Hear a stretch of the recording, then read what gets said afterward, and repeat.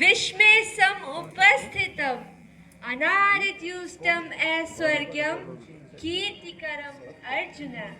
हे अर्जुन, तुझे इस असमय में यह मोह किस हेतु से प्राप्त हुआ है? क्योंकि न तो यह श्रेष्ठ पुरुषों द्वारा आचरित है, न ही स्वर्ग देने वाला है और न ही कीर्ति प्रदान करेगा। बड़े बड़े महारथियों को सहज ही परास्त करने वाले तुम जैसे शूरवीर में यह कायरता का भाव कहां से आ गया? तुम जिस भाव से व्याप्त हो रहे हो, यह भाव श्रेष्ठ पुरुषों द्वारा आचरित नहीं है। ऐसी अवस्था में बुद्धिमान होते हुए भी तुमने यह मोह कैसे स्वीकार कर लिया पार्थ? कैसे स्वीकार कर लिया?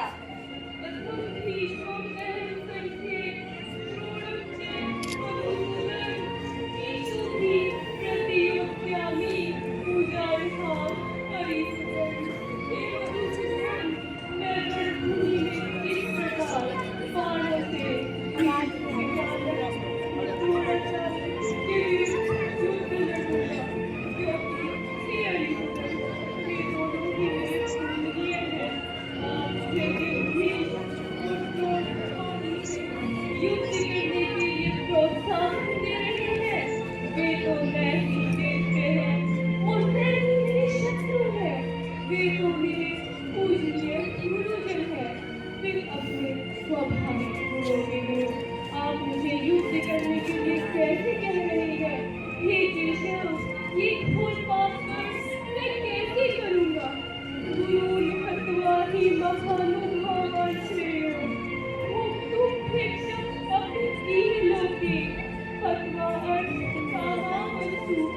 गुरु ने मुझे होगा रुधिर प्रतिभान।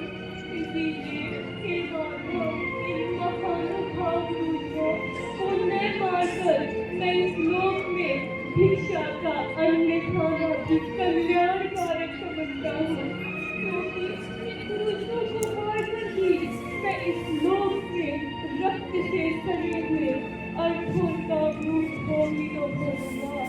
जिन पुरुषों को मारना सर्वथा अनुचित है, उनको मारकर मुझे मिलेगा भी क्या? मैं तो मुक्ति ही होगी और मैं ही धर्म की सिद्धि। केवल मिलेगी मुझे अर्थ और काम तुच्छ भोगी, जिनका मूल्य इन गुरुजनों के जीवन के सामने कुछ भी नहीं है। इसीलिए ऐसे भोगों को प्राप्त करने के लिए इन गुरुजनों का करना कदापि अनुचित है। क्लैव्यं मासं गमः पार्थ न तत्त्वयुपपद्यते। शूद्रं हृदय दौर्बल्यं त्यक्त्वा उत्थिष्ठ परन्तप। हे पार्थ, उत्सुकता को प्राप्त मत हो, तुझमें यह उचित नहीं जान पड़ती। हे परंतप, अपने हृदय की इस तुच्छ दुर्बलता को त्याग कर युद्ध के लिए खड़े हो जाओ।